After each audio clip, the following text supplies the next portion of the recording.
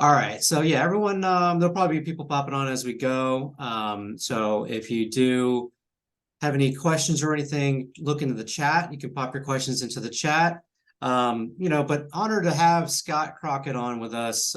Scott is the founder and CEO of Everest Business Funding. He's the board president of the RBFC, which is the Revenue-Based Finance Coalition. He has over 20 years experience in the finance industry, commercial and consumer, raised over $500 million in capital, created thousands of jobs.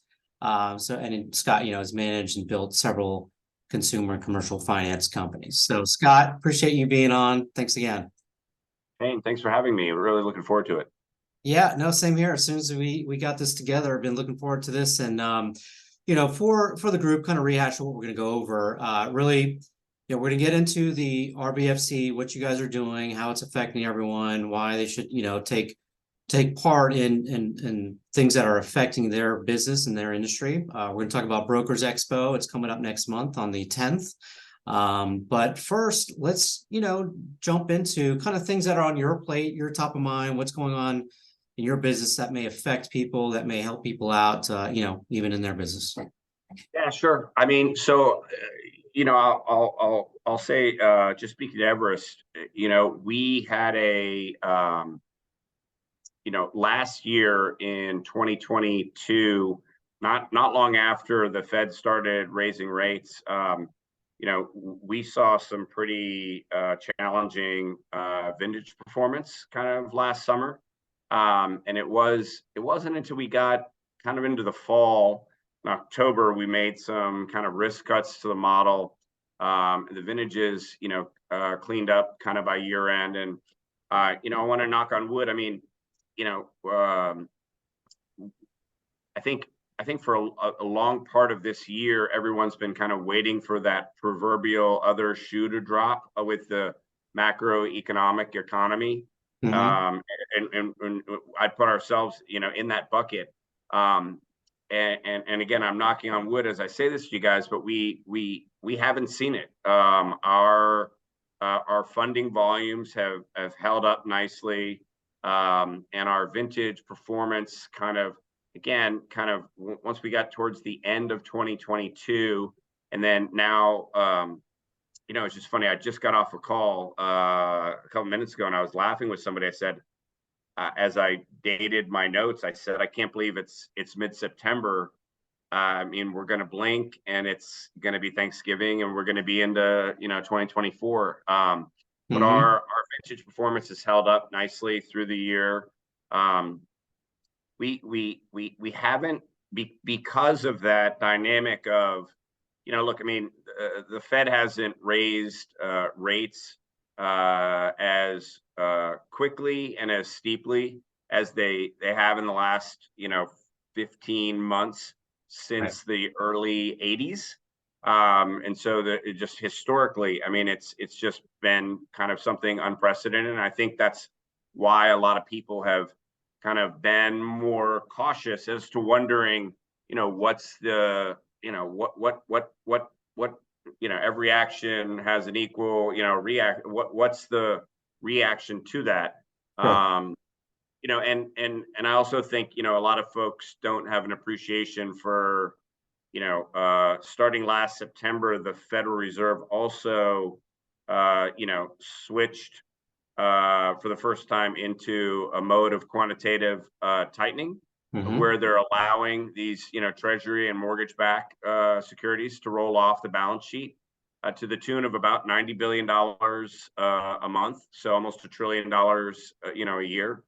And it's funny. I saw this interview with Jamie Dimon from JP Morgan, who I always find, pretty interesting observer of finance and things. And he just made the comment. He said, as JP Morgan's doing some of their risk planning, he said, we're just walking with a healthy dose of humility because we actually do have some historical precedent for how to deal with a rapidly rising rate environment. Again, back to the 80s and with Volcker.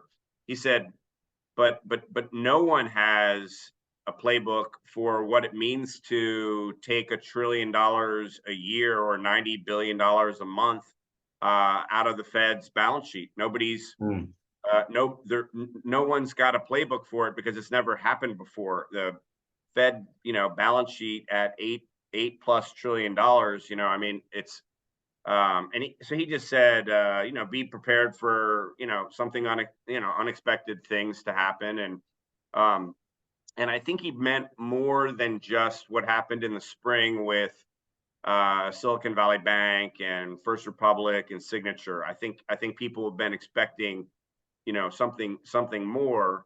I know we have, and that's so we've been happy to have 2023 be a year where we haven't looked to grow our receivable base dramatically.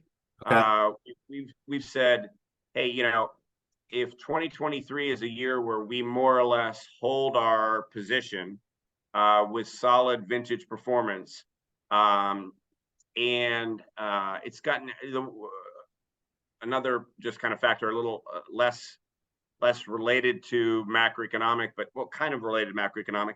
It's become gradually it's become a little easier to hire people this year than it was a year ago. But we've kind of felt like, hey, look, 2023, there are a lot of unknowns, and this isn't a year for us. We've decided in the beginning of the year that this wasn't a year where we wanted to try to be a hero on, trying to grow the book aggressively, that we wanted to hold on to what we had, have solid vintage performance, over communicate with our lending partners so that they knew what we were doing, because I just think everybody was just started the year a little nervous, Right. and again, I want to, as soon as I say something like this on a podcast, and I don't do a lot of these, but I'm just, as soon as I say it, so I'm knocking on wood literally as I talk to you guys about it, but it does feel like in the last couple months that people started to transition from, okay, I'm super, super nervous, when's the other shoe about to drop, to being a little more risk on. And we've felt that with our different counterparties, whether they be our senior lenders, junior lenders, junior investors in the company, and so we're ever so slightly shifting our attitude towards risk as we go into the final quarter of the year, and so we if you had talked to me up and through June, I would have told you, we were going to be perfectly happy to just be kind of flat for the year. And, we're profitable, thankfully. And we had some positions that we wanted to fill out that we had a really difficult time filling out in 2022 on the employment side. It seemed as though in 2022, as fast as we could hire a high quality person, we would lose a high quality person who got offered in, and it wasn't like they left because they got offered 10% more money, that somebody across the street offered to double their salary or something, and we're like, we can't, we're not going to compete with that. But I'd just say that as we crest soon here into the fourth quarter, we're taking on a incrementally slightly more risk on attitude, that it just feels like perhaps the Fed may be engineering something that feels like the soft landing that they've wanted to. Inflation is coming down, and that's anyway, what, and I was going to say, and just to your point about employment and hiring, I mean, that's part of what they are trying to do with reducing inflation, but they know it's going to affect the job market, people losing their jobs, but it hasn't happened to the extent that they, I guess, had in their minds, or the economy has just been resilient with people, hiring and finding, people. Sure. I think that's right. And, I think one of the things that's like, that some people maybe miss, and we could have a whole super long conversation about whether or not this is good for the country. Yeah. But just talking about kind of, what it is, what it is. If you look at the different fiscal stimulus bills that have been passed under the Biden administration, the CHIPS Act, infrastructure, and then the Inflation Reduction Act, which might be the most ironically named, act of all, right? But I mean, across those three pieces of legislation, I mean, you're talking about like, I mean, multiple trillions, that's with a T, trillions of dollars of spending. Yeah. And I was watching somebody who was interviewed recently about it and said,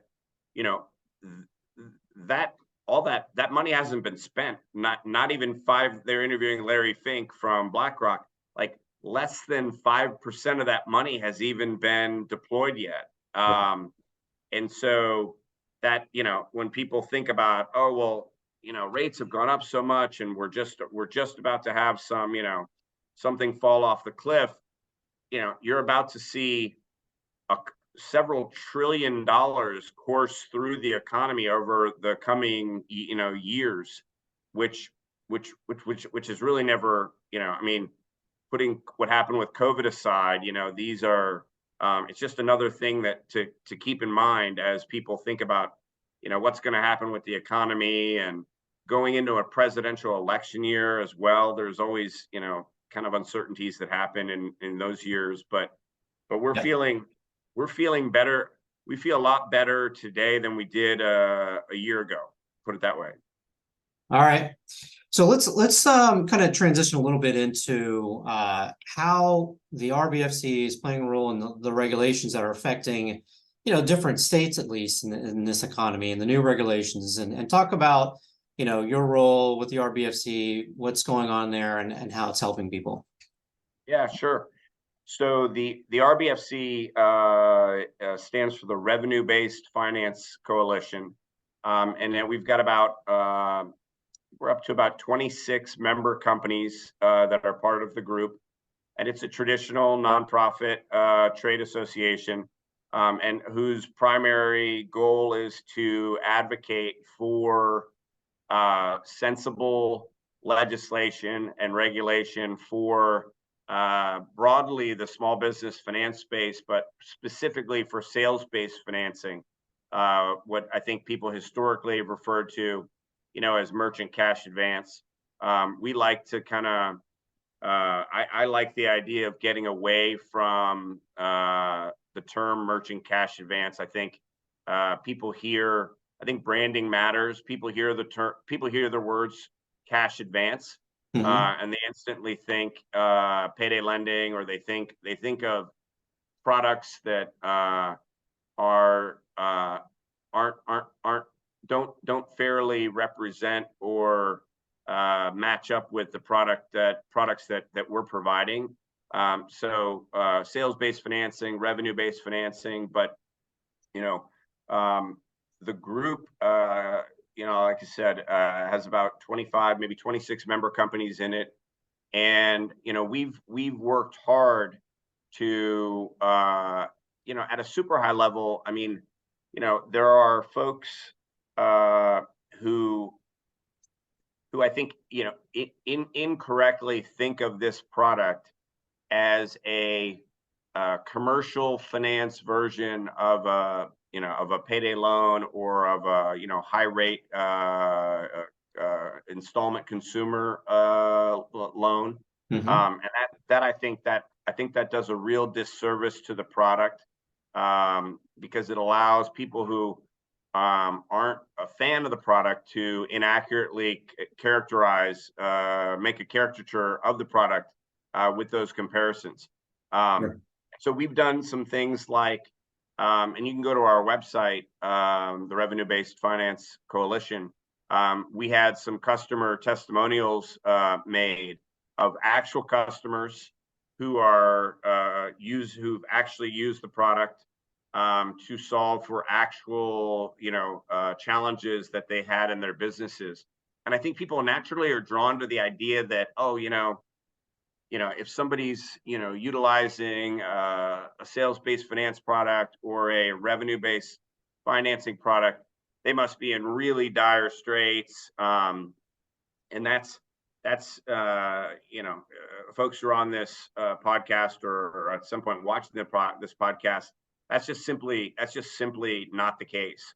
At Everest, solidly more than half, I'm going to say 60-70% of the folks who are utilizing the product are not utilizing the product because of a negative problem that they have in their business. They're utilizing it to execute or assist with a challenge, a financing challenge that they have, but that's a positive opportunity for their business. And that could take the form of you get a call at the end of a quarter or at the end of a month where your supplier comes to you and says, geez, I got to clear out $100,000 of inventory by Friday. I'm willing to sell it to you for 70 cents on the dollar. But I need you to come up with the 70 grand in the next 3 days. Mm-hmm. And that's a huge opportunity for a small or medium-sized business owner. And the reality is, if they were to go to a more traditional form of financing, like a Bank of America or Wells Fargo, and not to pick on them, but just a more traditional bank, and go to that bank and tell them, hey, I've got this great opportunity, but I need $70,000, and I need it today, or I need it by end of day tomorrow. Right. And the reality is, that's not how traditional finance or traditional banks are set up. And it underscores, why this product and why this industry has grown, so much, in that, for a small or medium-sized business owner to be able to access, these amounts of capital on an unsecured basis, without providing, any type of, kind of hard collateral, real estate, or again, a traditional form of collateral, and to do it by essentially selling a sliver of their future revenue. It's just a really unique product, and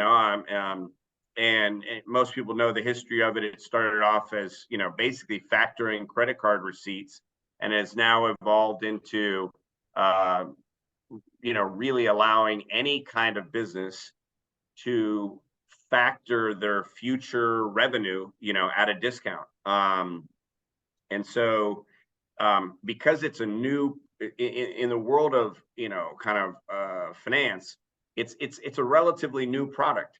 Right. And so what we found is that there are a lot of people, legislators, regulators, who the reality is most of them don't understand. We're very much in the early innings of the product's maturation and development. And so what the RBFC's trying to do is spend a lot of time. We spend a lot of time with our team in state capitals and in Washington, educating legislators and regulators about what the product is and what it isn't. And a lot of time, and again, that goes back to the branding thing. And you sit down with somebody, oh, you merchant cash advance, this is like payday lending, right? And we go, no, it's not. It's not. And actually those are the people, the regulators and lawmakers who supposedly should know this stuff, but they don't because it's so new and so foreign to them. And right. That's right. Right. And so, I can't tell you how valuable, we start off these meetings now by playing for them. And again, you could go to the website and see there's a great 3-minute reel that highlights, 4 different business owners and how and why they utilize the product. And just so you know, I popped the links, everyone. I popped the links in the chat. So for the RBFC, also Brokers Expo. And if you have any questions or comments, pop your comments in the chat. But go ahead. Yeah, please.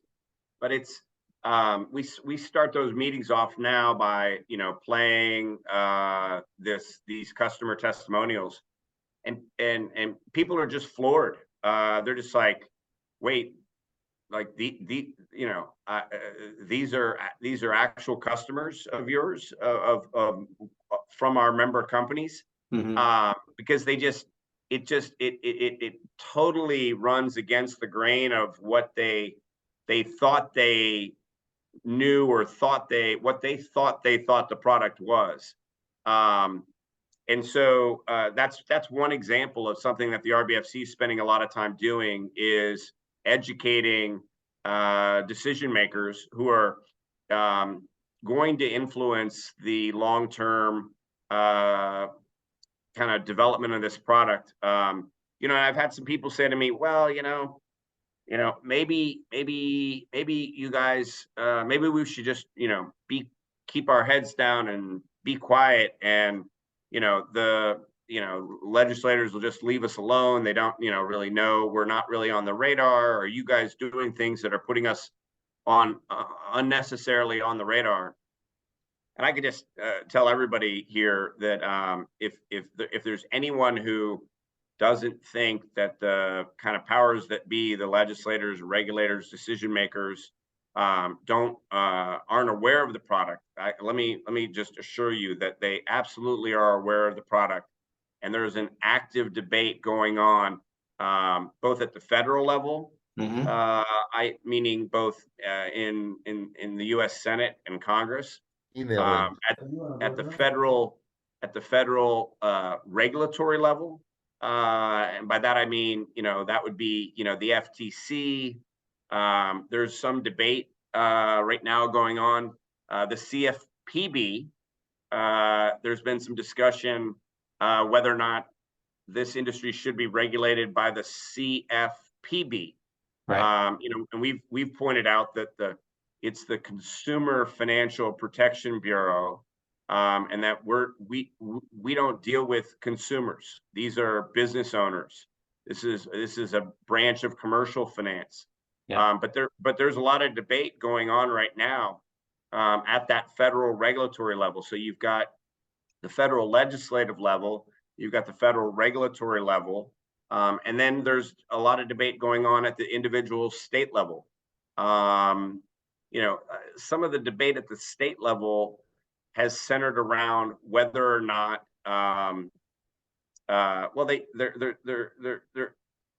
it's multifaceted in terms of what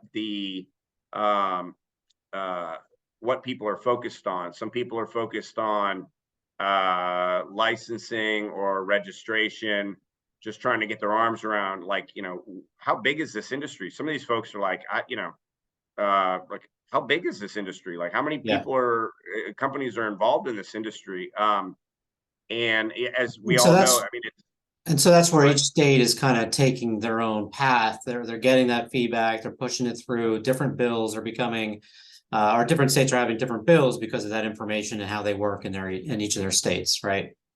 That's right. That's right. And it really matters in terms of how the product is going to be viewed, not necessarily over the next, 3 months or the next year, but, over the next, 5 or 10 years. And I'll give you a great example. Both, and a lot of the debate today at the state level surrounds disclosures. And a lot of the disclosures boil down to a debate around whether or not this product should have an APR disclosed on it. Anybody who's been involved in the product knows that it's technically impossible to calculate an APR on a sales-based financing product, because while in order to calculate an accurate APR, you need to know 3 things. You need to know how much money is being advanced to that small or medium-sized business owner. We know that. You need to know how much how much of their future revenue have they agreed to essentially sell to the finance provider. So you know that. Mhm. But then the last piece you need to know over what time period is that future revenue going to be remitted to the finance company. And by by definition of the product's design, that last piece, the time duration it's unknowable Right. on the day that you do the transaction. Um, and so you know, so what that then did shifted the debate. um and California was the first state to do this, where they said, well, we hear you on the you don't know the exact duration, but you know, you could, why don't you estimate a duration, and instead of APR we'll call it estimated APR. And we've said, well, that's fine, but on a you know, on a portfolio set, you know, people's businesses, you know, move around a lot. You get unexpected things happen, like a pandemic or a slowdown in you know, the economy. And you know, we've said to them, we can put an estimated APR on there, but how valuable of a metric is it going to be if it's wrong, but 70 or 80% of the time? Right. Because Um, then they're gonna complain that you're being misleading in some sort or something like that. It just doesn't or help. Yeah. it might I think the worst thing is it might lead a small business owner to pick a different product because they're misled by an estimated APR number that they perceive to be too high. Mhm. And they say, well, wow, that estimated APR number kind of looks kind of high and scary. But they're and so maybe they'll go with a lower priced APR, more traditional product, but that product might have a personal guarantee involved in it, or Right. you might have to put up, give that funder hard, you know, hard lien on some piece of collateral. You know, and I can tell you, you know, as we all went through, you know, COVID, um, you know, as people's businesses slowed down, the ability to slow down or lower that daily or weekly or whatever that cadence is that you've agreed to, that remitted amount. You know, I the example I give is, you know, it's a very unique product where, you know, a small or medium-sized business owner, you know, can access an amount of capital. Mhm. They can access it very, very quickly. You know, compared to a traditional bank, they can access it in, you know, in a day or two, several days.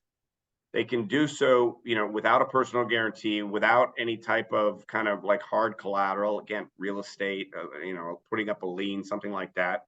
Mhm. But then, but that the fact that you, I mean, the financing provider and the business owner, from that point forward, you know, we're really partners with that business, right? And we own typically a very small percentage of their daily or weekly or, you know, monthly sales. And Right. if their sales go down for any reason, you know, we go for the ride with them. And so I describe that as, you know, they've got kind of these shock absorbers, you know, on this piece of financing now. And that's, you know, as we saw, you know, with how, you know, how unpredictable the world has been over the last couple of years, as we, you know, dealt with the pandemic, and then, you know, and then we had the resurgence and Omicron and things like that. And there's some people who are we're dealing with a little mini bump with COVID, you know, right now. And, you know, having those shock absorbers is, you know, very, very valuable to small business owners. Right. Um, and but and then just back to that APR, kind of the estimated APR, you know, and again, it goes to kind of the, you know, what the revenue-based financing coalition has been spending a lot of time doing. You know, California and New York have both passed disclosure bills that require an estimated APR. And we've gone as a trade association out into the state levels, with a very purposeful, intentional directive to try to educate lawmakers and say, look, an estimated APR can lead a business owner to potentially, pick the wrong product. Even as well intentioned as we take you at your word that you are. We think total cost of capital is a better metric for this product. So total cost of capital is, Shane has a restaurant and needs $10,000. We're going to provide Shane with $10,000. And we've agreed that we're going to use a rate factor of a 120. So he's going to sell us $12,000 of his future revenue. And we're going to estimate that, he's going to remit that back to us by remitting to us 3% of his daily revenue until that 12,000 is remitted back. Mm-hmm. And we've had studies done that show, business owners, the simplicity of total cost of capital is just so straightforward. And so I'm getting 10 and I'm going to remit 12 back to Shane. We think it's going to take about a year. If my business slows down, it might take 18 months. Right. And that total cost of capital, we think, is a much more effective and simplistic and easy to understand metric for small business owners. And so the Revenue-Based Financing Coalition, California and New York passed estimated APR, and through our efforts and spending a lot of time educating lawmakers, we were successful in helping to pass total cost of capital disclosure laws in Virginia and Utah in the 2022 legislative session. And then this year, we were successful in passing our model legislation in Florida and Georgia. And then in Connecticut, it was a bill that started off as an APR bill. And once we had an opportunity to sit down with the bill sponsors and really educate them, and I really give them credit for really taking the time to dig in and understand the product. And by the time we were done, the bill sponsors who had started off wanting to mimic, New York or California, there's a Senator Miller who's chairman of the banking committee in Connecticut, and she just said, estimated APR is not the right metric for this product in Connecticut. Mm-hmm. Not exactly your bastion of, deep red, Republican conservative, state. Right. Decided to go with a total cost of capital bill. So we're proud as an association to say that, California and New York chose one path, but from when we've started to get engaged several years ago, the next 5 states that have looked at this issue have mm-hmm. decided that estimated APR is not the right metric to go with, and they've gone with total cost of capital. And so huge wins. Yeah, those are very big deals. It's a big deal. It's a big deal, and it can't be understated, really, the impact that's made. And I'll shut up here for a minute. But if anybody's confused, estimated APR in and of itself, by itself, and we're adhering to the regulations in California, New York, and we put estimated APR on our disclosure statements, mm-hmm. and it impacts the demand for the product by exactly 0%. Business owners see that number. It's kind of a big, scary number, but they still want it. They understand that it's not. I'm not going to have them. They get it. Right. If anybody wants to know, why are we so passionate about pushing for? We think total cost of capital is more simplistic. It makes more sense. It's easier to understand.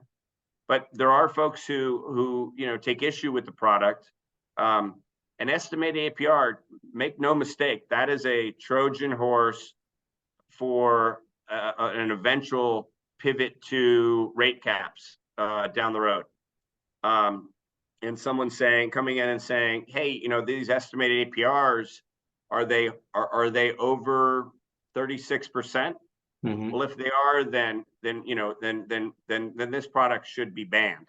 Right. That's why we think estimated APR as a disclosure metrics, you know, so dangerous, because it's a bridge to potential bans or limitations on the product that would then deprive small business owners of, you know, a product that can really help them out when they need it most.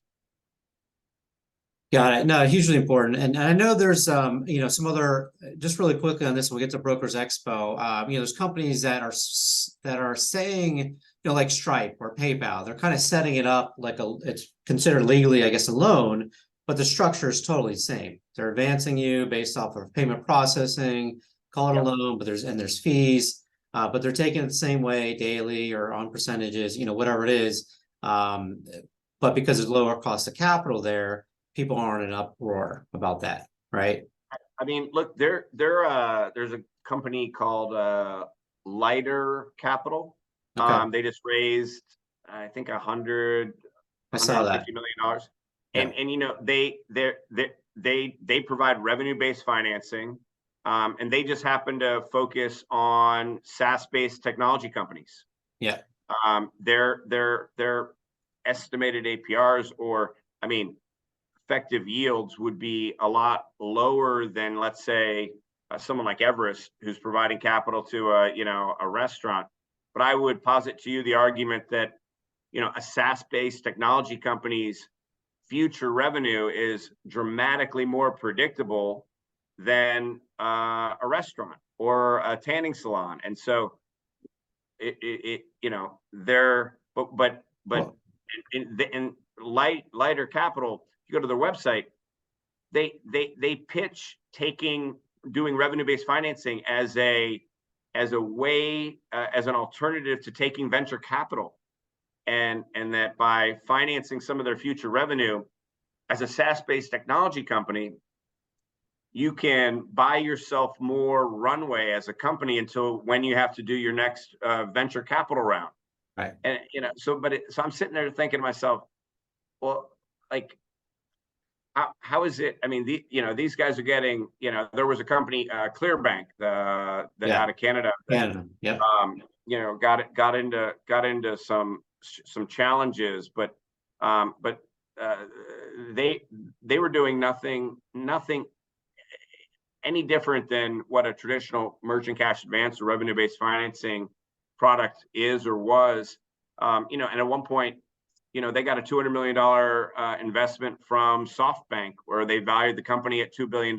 So, but make no mistake, I mean, what they're doing is allowing companies to factor their future revenue.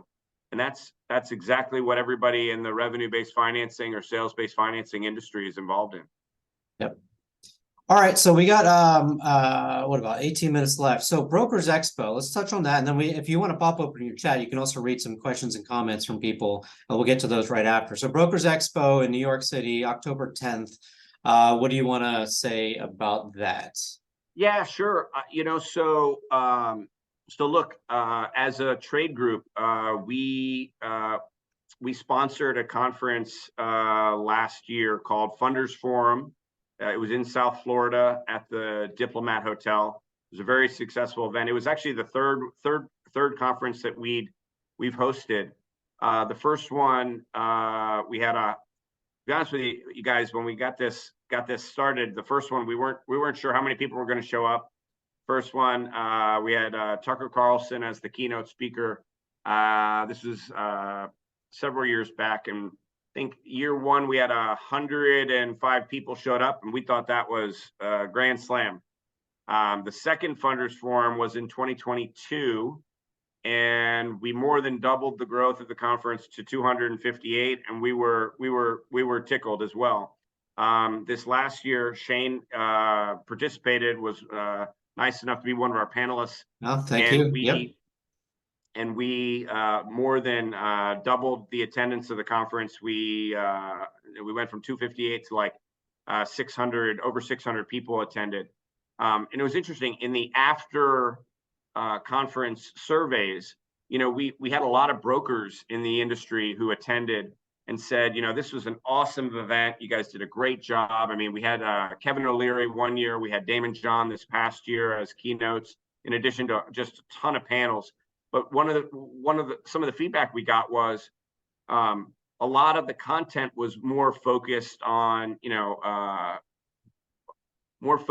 what funders were thinking about in the industry. Mm-hmm. And that some of these brokers wish that we hosted an event that focused more squarely on what some of the broker issues are and what the issues that they're facing. And that was the genesis for the event that we're having on October 10th in New York. Again, Shane's going to be nice enough to participate on one of our panels. And it's a one-day event. Yeah, it's a one-day event. It's on October 10th in New York City, down in the financial district. We've got a great venue. We've got a keynote speaker, Sully Sullenberg, who some of you may know was the Miracle on the Hudson pilot who landed the plane on the Hudson River, years back. They made a box office hit movie about him where he was played by Tom Hanks. He's going to be our keynote speaker. And then we've got several panels. We've got Kate Fisher from Hudson Cook, who's going to come in and talk about, do a compliance workshop and talk about issues that brokers are dealing with in this industry, past, present, future. We've got some folks that are involved in our state lobbying activities to give the audience feedback on, here are the issues that people are talking about at the state level that are being debated now and are coming down the pike, specifically for brokers, not just funders, but for brokers. Right. I think some brokers would be surprised to know that there are some states that are, looking at requiring, surety bonds, background checks. I mean, and these are the things that are getting debated right now, again, for what is a still a young industry. And so, but that's Brokers Expo, and we're gonna have. It's already looking like we're gonna have really solid attendance. Starts at 11 a.m. goes to about 7:30, right? That's right. Yeah, we're gonna have great content from like 11 to 4, and then in case that wasn't enough to get you guys to come, across the street there's a great restaurant called PJ Clark's on the Hudson, and we rented out the entire restaurant. Full buyout, and it's open bar and food, including kosher food, from 4:30 to 7:30, and so and that's all included in the registration price. And we tried to price it. We're not, as a trade group, we're not really looking. We're not really trying to make a lot of money on this. We're trying to educate the industry and provide an opportunity for people to come together, see if they see value in our trade group, if it's a group they might want to be a part of. And so we've tried to price it at a price point that isn't hard to digest. I suspect most people will be able to and anyway, that's Broker Expo on October 10th. Yep, and I dropped the link. The website link is in the chat, everyone. So yeah, let's get to some of these questions, Scott. I don't know if you opened the chat. First one from Michelle St. Jude. She asks, what is the required credit score? I mean, I don't know if you guys have a minimum score at Everest, do you, for any of your products? No. So we have, it depends on our product. We've got we have a product for Vader Mountain Capital, which is for sub $10,000 deals that no, there isn't a minimum credit score. It's designed more for younger businesses that haven't been in business as long. And like I said, it's under 10,000, and then that graduates into what would otherwise be a more traditional Everest product. And is there any requirements to work with Everest to get signed up with you guys? Well, we do have a screening process for brokers, and anybody who's interested in getting signed up with us my email, I'm trying to figure out how to put it into the chat here. I can put it in. You want me to put Yeah, your if you don't email in? mind. So yeah, it's Okay, Scott.Crockett, super creative email address. It's Scott.Crockett at everestbusinessfunding.com. got it. Anybody who's interested can drop me an email, and I'll get you introduced to Veronica Lopez, who runs all of our broker relations for us. And then we do have kind of an onboarding process where we just Perfect. do kind of typical, know your partner kind of type stuff. Yeah, Veronica takes great care of people. So definitely reach out, everyone. Chuck asks, what are some common mistakes business owners make when selling their future receivables, and how can they avoid those mistakes? I don't know if we have time to go into too much of detail on that, but anything that pops off the top of your head? Yeah, it's funny, I should say, just apply with Everest and everything will be fine. Right. But the honest answer is, you should probably get more than one offer. Right. That competition is good, Okay. and a good funder. We think we're a high quality funder at Everest, and we welcome competition. We don't mind at all if the business owner has got more than one offer. We think that's healthy, and so the punchline there, I guess the answer is, there's nothing wrong with talking to more than one funder as a business owner, because I think you'll get a broader suite of information about what are the available options for you out there. Okay. And then there's Christopher writes a couple of different long comments and thoughts and questions. I mean, I guess the gist of it, there's some issues going on within the space, within brokers, that there's some trust issues, there's deals, and go out the back door and that type of thing. And just various funders, not necessarily anyone here or whatever the case is. Anything that you've talked with other funders about, how anything, I mean, besides controlling your own company from as strict as you can get, bank policies, inside your company, anything you've talked about that you can share, like just helping that to be reduced to minimum level? Yeah, it's a really great question, and it's a great question, and I wish I had a great answer for it. Right, right. It's ironic, some of the companies that Everest competes with most vigorously. You guys might find it funny that some of my best friends are the owners and CEOs of the companies that we compete most vigorously with, because we compare notes, and we want to know what's going on, what kind of fraud issues are they seeing, or if anybody is hearing that that we've got an issue. We've got nearly 300 team members here at Everest, and we're not immune to having a bad apple here or there, and have experienced. If you can imagine something bad that could happen to a funder, we've got the scars to prove it. But no, something. So I wish I had a better answer for you. I will say, Shane, Yeah. that if the industry doesn't, and again, this is just to underscore the importance of, I think, a trade group like the Revenue-Based Financing Coalition. If we don't figure out a way to self-regulate and prevent some of this kind of aberrant, kind of bad behavior, trust me, like I've spent too much time now in DC and Albany and Sacramento and Tallahassee. Like, if we don't figure out a way to self-regulate it, the powers that be will regulate us, and we're gonna like the way we could self-regulate it a lot more than they'll do it, just collectively. Yep. Okay, so anyone, if you have a question, if you want to unmute your mic one at a time, if we have multiple people talking, I'll just have to mute you, but one at a time, just if you have any questions or comments or thoughts. Marcus, I see you over there. Marcus, glad to have you on. And then as everyone thinks about their questions, Scott, anything else you want to add? We have a few minutes left. No, I just think again, I'll just hit on it. It's a really great industry. It's a great product that we're all involved in, and I feel very fortunate to have to be involved in it. We're working with great people. We get to work with great business owners, as you guys all know. I mean, the diversity of businesses that we're helping is it really is extraordinary.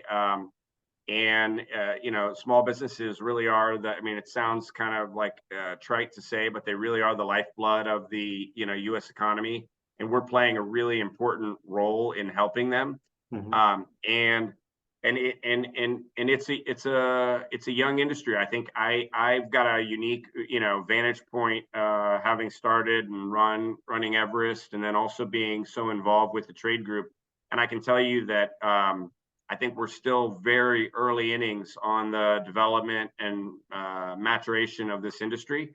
Mhm. But it also just the early inning element to it also underscores how important it is to, you know, if whether it's our trade group, or there are some other trade groups out there, but if you're not in a group, like, join one of the groups, please. Like, I hope it's ours. I hope you come to Brokers Expo or our next funders forum that's coming up March 5th, 6th, 7th at the Hard Rock Seminole Hotel and Casino Yeah. in Hollywood, Florida. Florida. Yep. That's right. Um, Let me ask you and this. Let me, sorry to cut you off. I didn't want, no, go ahead. Please. any tips for brokers right now? Like almost like a preview of what they might get at the Brokers Expo. Anything that Sure. you can say that, all right, this might just little thing might help them Yeah, today or tomorrow. absolutely. I'll tell you, one of the panels that I'm most excited about is, and I'm moderating it, is, you know, what makes for a successful broker. And we've gotten three great, really successful owners of brokerage shops who are going to participate on the panel. And then we have three, maybe even four, kind of, I'll call them, you know, head of broker relations from large funders. Um, and we're going to get it's not, and as the moderator, I can tell you how we're going to do it. It's not going to be some boring, let me ask one question to Marcus, then I'll ask a question to Shane. We're going to get a conversation going, and including with audience Q&A. And we're going to talk about, like, you know, hey, as a broker working with Everest or working with, you know, Fundworks or whoever, like, you know, what makes that relationship work successfully and work for both sides.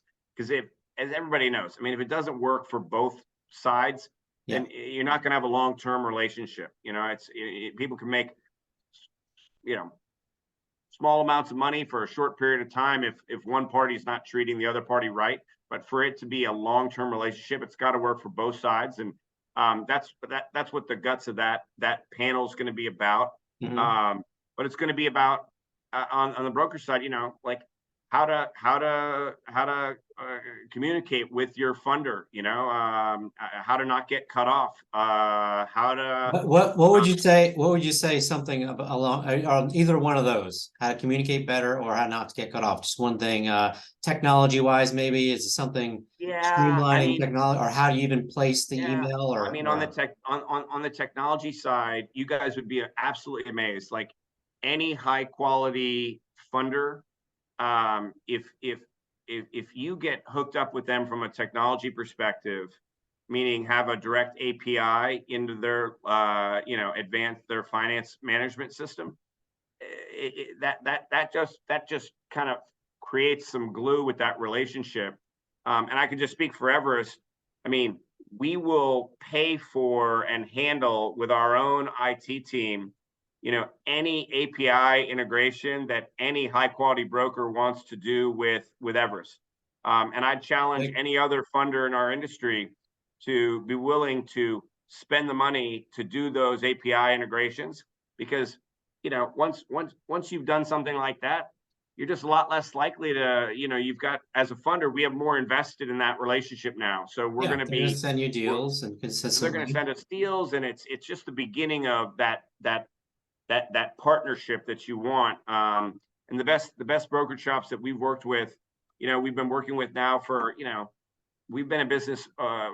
We had our 10-year anniversary earlier this year. We have some brokerage shops that we've been working with for 8, 9 years. And it's that kind of duration doesn't happen by accident. You have to be intentional about wanting to have that kind of high quality interaction. Hey Shane, Sure. this is Deborah Gibbons. I have a quick question. Go ahead. Mr. Crockett, great podcast. There's a question in the chat. Is there a code for participants to utilize for discounts related to Brokers Expo? So the answer is yes, there is. And if you, my email, Shane, you put my email in the chat? I put your email in there. Yep. Great. Whoever is out there, email me, and we've got a Friends of Everest discount code that is a 20% off the list price on the website. Email me and I'll send it to you directly. That's a great question, Devron. Thank you. Yeah. Thanks, Deborah, for picking that up. I replied to Michelle about we'll definitely follow up and check on that. Steve Burton has his hand raised. Steve, you can unmute yourself and ask your question. Yeah, hey guys. Just a question. So I know you guys mentioned like self-regulation, which I've been saying that would be excellent. How far realistically do you think we are away from having, brokers being required to have a license or a surety bond or E&O, errors and omissions insurance? Because as a broker, one of my biggest issues that I have is, competing against brokers who will literally say anything to get the client to move forward with them, promising them lines of credit or term loans that just don't exist, sending them fake contracts. I mean, it's just disheartening and frustrating to see which way this side of the industry has gone. And it makes it hard to compete because anybody who wants to do good business, someone like myself, I just won't stoop to that level and have a business owner make plans on what I'm telling them, knowing that it's straight up a false lie. Yeah. I mean, Steve, it's great. It's a great question. And I'll tell you, when we're, out in the field, whether it's in DC or at the state capitals, people are focusing on disclosure as the first issue. But in my opinion, issue number 2 is broker regulation. And it's, look, everybody's read some of these Bloomberg articles. It's what comes up when people, Google the space or the industry.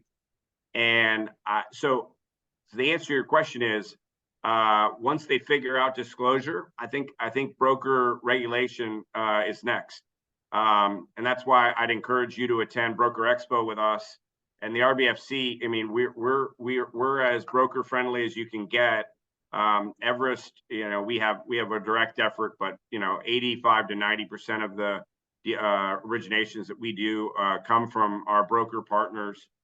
We want to see brokers, particularly, especially the honest, straight, good apples like yourself, be protected and have sensible regulation is coming to this space for funders and for brokers, period.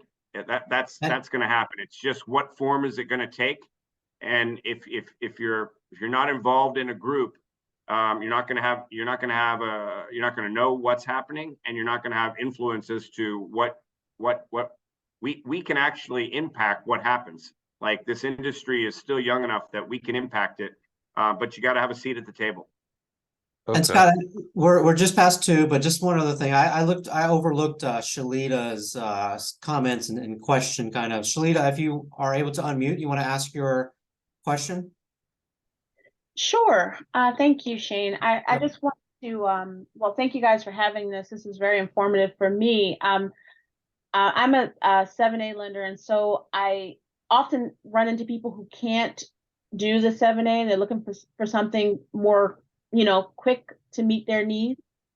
And I would really like to be able to trust a broker to send my client to them and know that they're going to give them a product that they're going to be able to get out of. And I hear so many horror stories that it's hard for me to do that.